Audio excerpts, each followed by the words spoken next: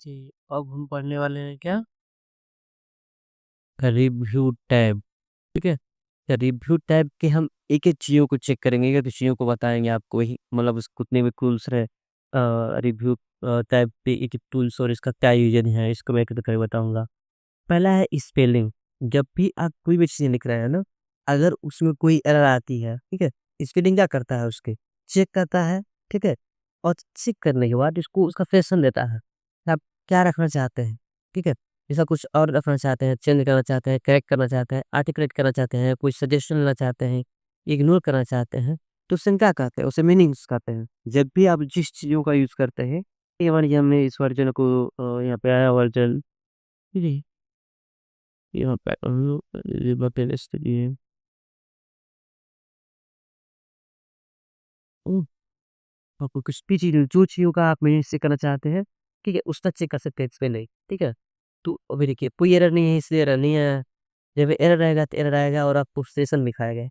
अब मैं चाहता हूँ उसके बाद वाला जो थिसरस ठीक है? थिसॉरस सरस मतलब होता है उसका साइनोनिम्स देना, बहुत सारे साइनोनिम देना। सो क्लिक करके मैंने क्या किया था, इसका वर्तन का कैसे है, क्या-क्या है, टाइप है, वेरिएंस है, ठीक है? वैराइटीज़ है, डिफिनिगन है ना? आपको जो यूज़ करना चाहते हैं, आप उसे यूज़ कर सकते हैं, ठीक है? ये क्या करता है, आपको दिखाता है, ठीक है? जैसा उसमें बोला आपको सिनोनिम्स बहुत सारे सिनोनिम्स हर चीज़ का, सब उसके लिए मैं यहाँ पे मोड है, ठीक है? अब इस मोड को भी मैं चाहता हूँ कि इसका फीचर्स चेक यहाँ पे क्लिक करूँगा देखिए यहाँ पे सारा चीज़ दिखा दिया। सर उसका भी उसका भी अलग-अलग जो सिनोनिम्स है उस कौन-सा है, ठीक है? ये क्या यूज़ होता है, ये क्या करता है, आपको थिसॉरस बताता है, देखो उसके सिनोनिम्स बताता है। ये है वर्कबुक स्टैटिक्स। इस वर्कबुक में कितने फ़ॉर्मूले यूज़ हुए हैं, कितने सीट है, कितने क्या-क्या है, सबका इन्फॉर्मेशन लेता है। सेल में डाटा कितने 600 सेल में ऐसे में डाटा है, 8 सीट है, अलग-अलग फ़ॉर्मूले ऐड हुए हुए हैं, एक्सटर्नल कनेक्शन कितने हैं, यूज़ 2 है, ठीक है? करंट सीट में क्या कितनी मतलब एनएफ सीट कितनी है, सी इतनी है, सेल का सारा डाटा। स्टैटिस्टिक्स आता है, यानी डाटा के बारे में कितनी सेल फिल है, उसमें कौन-कौन कितने सेल यूज़ हुए हैं, कितना सीट लिया गया है, ये सब चीज़ों के लिए क्या करते हैं? वर्कबुक स्टैटिक्स करते हैं। फिर क्या है चेक एक्सेसिबिलिटी, चेक एक्सेसिबिलिटी क्या दिखाता है ना कि आपको कोई भी पीपल हो, किस तरह का पीपल हो, उसे पढ़ने के लिए, ठीक है? क्या यहाँ पे डॉक्यूमेंट जो है वो सही है?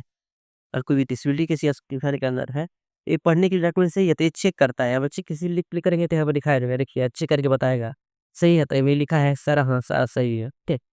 डिफ़ॉल्ट सीट नेम में से एक किस्म है तो आप उसे कर सकते हैं। देखिए यहाँ पे नेम है उस सीट नेम वैसा कुछ नेम ही नहीं किया गया है, ठीक है?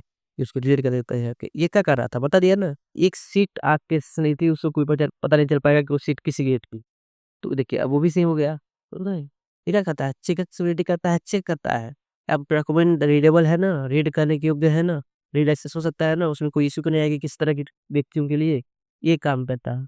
फिर क्या आता है, तो आता है ट्रांसलेट। ट्रांसलेट का मतलब क्या होता है?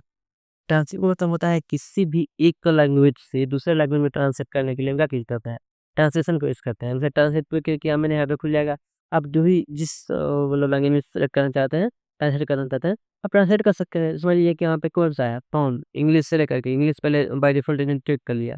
अब इसके बाद मैं कुछ भी करना चाहता हूँ, मान लीजिए कि हिंदी, इंग्लिश कुछ भी करना चाहता हूँ, मैं क्या कर सकता हूँ? उस तरह से करूँगा, वहाँ पे दिखाई दे जाएगा। देखिए उसका ट्रांसलेट कर दिया ना नीचे। ये वो क्या होता है ट्रांसलेशन होता है, ठीक है?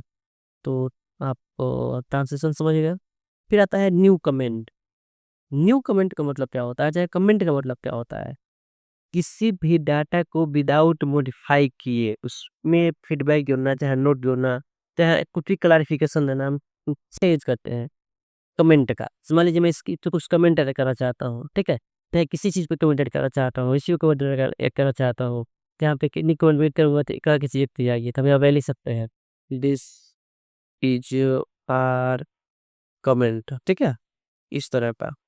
और मैं जब मार्केट करूँगा क्या होगा? वो हट जाएगा और ये दिखाता रहेगा हाँ, ये कमेंट यहाँ पे लगी हुई है। अब इसी कमेंट को डिलीट करने के लिए हम किसका यूज़ करते हैं? डिलीट कमेंट का यूज़ करते हैं। आप बहुत सारे जैसे मान लीजिए हम यहाँ भी कमेंट करना चाहते हैं, तो आपने क्लिक कर दिया, उसको फिर लिख दिया, ठीक है? तो यहाँ भी कमेंट लग गया। अब मैं इस कमेंट पे हूँ, अब मैं चाहता हूँ अगले कमेंट पे जाऊँ, तो नेक्स्ट का यूज़ करूँगा, दूसरे कमेंट चला जाऊँगा, ठीक है? और ऐसे देखिए दूसरा प्रीवियस जाना है तो प्रीवियस पे क्लिक करेंगे, प्रीवियस चले जाएँगे। डिलीट करना है, डिलीट पे क्लिक करेंगे, डिलीट हो जाएगा, ठीक है? साल ऑल कमेंट जितने भी कमेंट मैंने एड किए हैं उसको दिखाने के लिए इस तरह का हो जाएगा। अभी एक कमेंट मैंने किया था, आप मल्टीपल कर सकते हैं, ठीक है? मैं डिलीट करना चाहता हूँ तो मैं क्या करूँगा इस कमेंट को सिलेक्ट करूँगा यहाँ से और डिलीट कर दूँगा, डिलीट हो जाएगा कमेंट। ये सारा क्या है, कमेंट का सेक्शन खत्म हो गया ना, आपको कमेंट सारा चीज़ आ जाना चाहिए, ठीक है? अगर कोई दिक्कत आ रही है, तो आप क्या करिए मुझे कमेंट कर दीजिए, ठीक है? या मुझे मैसेज कर दीजिए। फिर आता है प्रोटेक्ट सीट, प्रोटेक्ट सीट क्या होता है? अपनी सीट को प्रोटेक्ट करने के लिए, मतलब सुरक्षा देने के लिए, पासवर्ड देने के लिए, प्रोटेक्ट सीट का हम यूज़ करते हैं। यहाँ पे क्लिक करता हूँ प्रोटेक्ट सीट पे और मुझसे पूछ रहा है पासवर्ड, मैं देखिए 11 ठीक है? उसको वेरीफाई करिए 11 कर मैंने ओके कर दिया। और देखिए मैं इसमें कुछ भी एडिट नहीं कर पाऊँगा, ये प्रोटेक्ट हो गई है। अब उसी को अनप्रोटेक्ट करना है क्या करेंगे? उसी पे क्लिक करेंगे सेव, जो मैंने पासवर्ड दिया था उसको क्लिक करूँगा, ओके करूँगा, मेरा अनप्रोटेक्ट हो जाएगा। वर्कबुक को प्रोटेक्ट करना है, यानी इसमें जितने भी सीट है वो सारे प्रोटेक्ट हैं। मैं इसका यूज़ करूँगा प्रोटेक्ट सीट का। मान लीजिए कि मुझे यहाँ पूछ रहा है पासवर्ड कौन सा देना चाहता है, वेरीफाई करने के लिए क्या पूछ रहा है? यस पूछ रहा है। प्रोटेक्ट स्ट्रक्चर करना है, यस ओके करना है, ये कर दिया। अब देखिए मैं किसी भी जाऊँगा, कहीं भी एडिट करूँगा, कुछ ये नहीं कर पाऊँगा, ठीक है? तो इस तरह का चीज़ें क्या है, तो वर्कशीट को प्रोटेक्ट करने के लिए, ठीक है? मतलब स्विच नहीं, कहीं भी जाऊँगा, एडिट करना प्रोटेक्ट सीट रहेगी, तो हमारी सीट किसी द्वारा लीकेज नहीं रहेगी, किसी और ऑथर द्वारा, ठीक है? प्रोटेक्ट और प्रूफ पे क्लिक करके है, वैसे वन वन करते हैं तो करते हैं। तो क्या रहता है प्रोटेक्ट सीट गलती तो ये जो करता हूँ, ठीक है? आप कोई भी यूज़र रहेगा, उसे एडिट नहीं कर पाएगा, ठीक है? तो ये हमारी क्या होती है, प्रोटेक्ट वर्कशीट होती है। ऐसे कि ये लिखा है open only read read mode, ठीक है? आपने जब ऐसे इसके क्लिक करके अपने डॉक्यूमेंट एक्सेप्ट कर देंगे, जब भी डॉक्यूमेंट सेव होगा तो उसमें कुछ एडिट नहीं हो पाएगा। कोई भी यूज़र जो खोलेगा उसे एडिट नहीं कर पाएगा, क्योंकि किसमें क्यों खुलेगा वो? केवल रीड व्यू में खुलेगा, यानी रीड देख करने के लिए।